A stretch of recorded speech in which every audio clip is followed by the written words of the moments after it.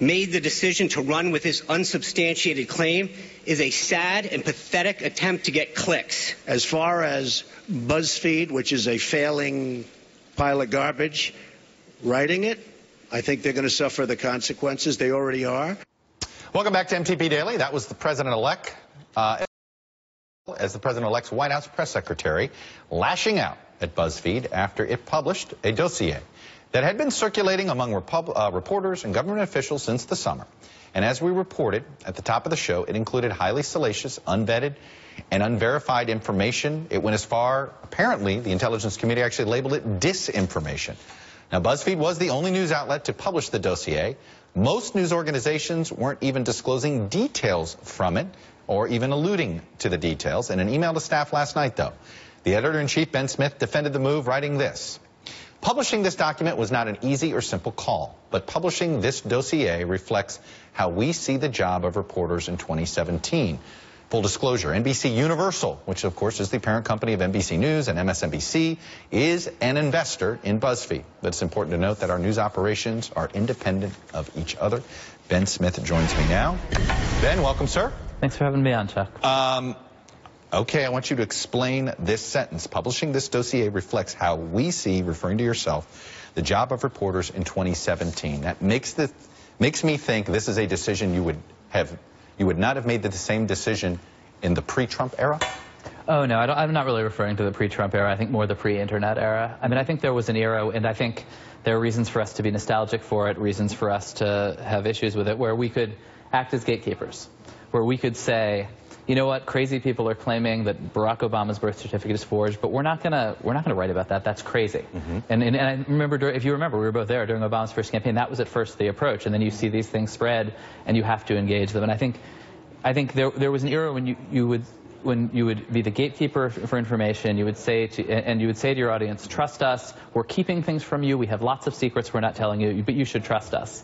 I think you could say that was a good era. You could say that was a bad era. That is not the present day. And so I guess I think that, so there were, and in that context, I'd say there were really two reasons that we did decide to publish this. And we, like many other organizations, had it for weeks, had reporters in Europe and the United States trying to stand up or knock down specific details. But this was a document that was not just circulating at the highest levels of the intelligence community, the most powerful intelligence officials in the country, referring to it in briefings to the President of the United States, the President-elect, reportedly, disputedly. The political elite, top elected officials, the Gang of Eight, John McCain saw it. Certainly the media elite had it. And I think, didn't just had it, we're starting to act on it. Harry Reid had written a letter referring to it. And I think when you have an object that is in play, that is having consequences for the way our elected leaders are acting, you do have to ask the question of why should I suppress that? There are then good reasons, right? Once, though, it emerges, as it did last night, that in the public conversation that there is this secret document floating around full of dark allegations that we will not repeat to you, that I feel like in this era you really have to show your readers what that is in an appropriate context. In our original report, I mean, if you read what we wrote, it stressed that there were real solid reasons to distrust this. It noted two specific errors. All right, but you talk about context and you talk about putting the responsibility on the readers, but at the same time, don't you have a responsibility of not spreading false information? Are you knowingly spreading false information? I mean, I think as with the Obama birth certificate thing during the Obama campaign, this is an incredibly difficult balance that everybody in our business navigates every day. But you're not publishing a false, you're not publishing. You are quoting people saying. I understand, but did you publish a false birth certificate? We certainly quoted the President-elect of the United States making false claims about it. And years ago, we debated whether we should quote regular citizens in Iowa saying, I don't believe his birth certificate. And I remember us thinking at first, we probably shouldn't, that we shouldn't pass that on, and then saying, you know what, this has become a force that is impacting the conversation. The information environment, fake news, are now they're factors in the conversation. But haven't you just participated? I mean, look, the fake news thing has turned into this, I think different kinds of information. But didn't you just and I know this was not your intent. I've known you a long time. But you just published fake news. We just published a dossier. No, I think that's a really... Why is that not a fair? Why is that an unfair description? I think people love to throw the term fake news around I'm aware. to diminish anything they don't like.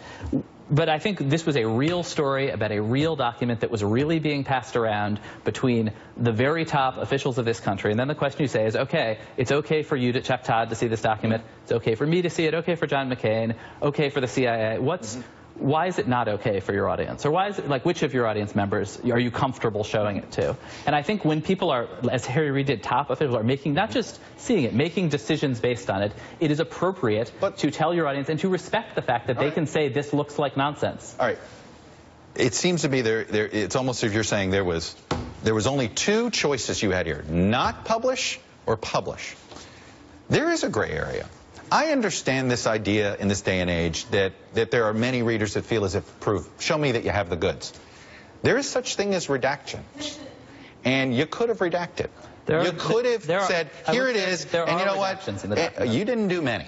You did very, very few, and in some cases not enough, as far as even, I believe, one of the people who contributed to it. So, why not do that? Why not go that middle ground? I understand. You're making a case here. Hey, all these leaders have this. We know this is available. CNN made the decision to do what you just do, which is, hey, this is out there. We know that this report exists. It's a dossier. It's unverified information. Stop. I think that there's obviously a spectrum in a lot of decisions. And I think people can really disagree about where you do that.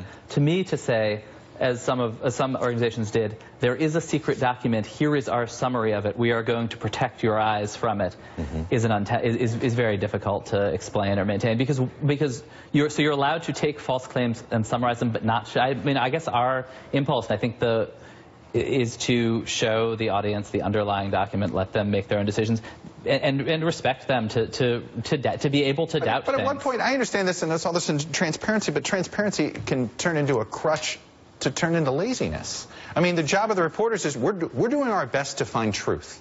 Okay? At the end of the day, it's the best truth we can have. And you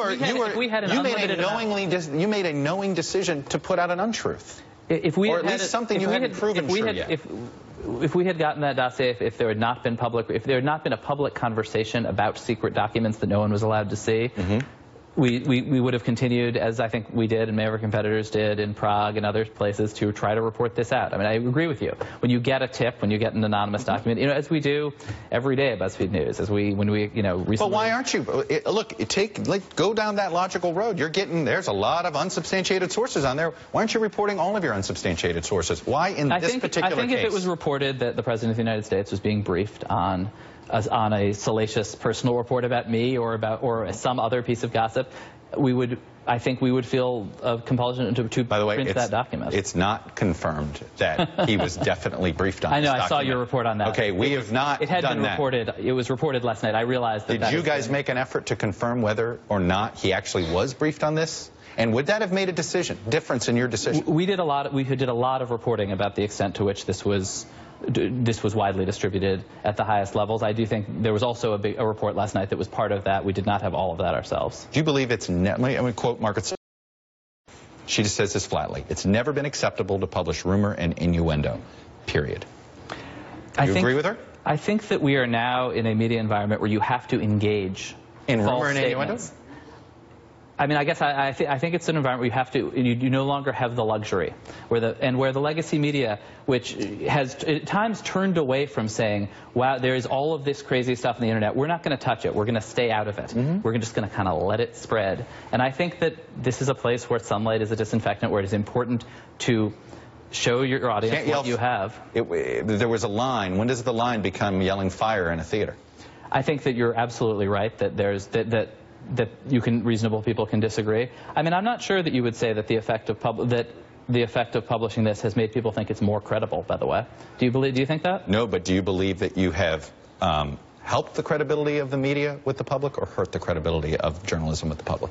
I think in the long term, we all have to reckon with the reality that we've got to engage information that is out there, true and false, do our best to verify it and be as transparent as we can with our readers about what we know, what we don't know, what we doubt. It's an incredibly uncomfortable thing, I think, for everybody. I realize lots of... Are you still comfortable with this decision? Or absolutely. I think this was absolutely the right thing to do. All right. Ben Smith, we could go on and on, but my producer is yelling at me because the clock keeps ticking. Anyway, I appreciate you coming in. Thanks for having me on, Chuck. Not easy debating these things, and yet I love having these media debates. They are exciting in newsroom.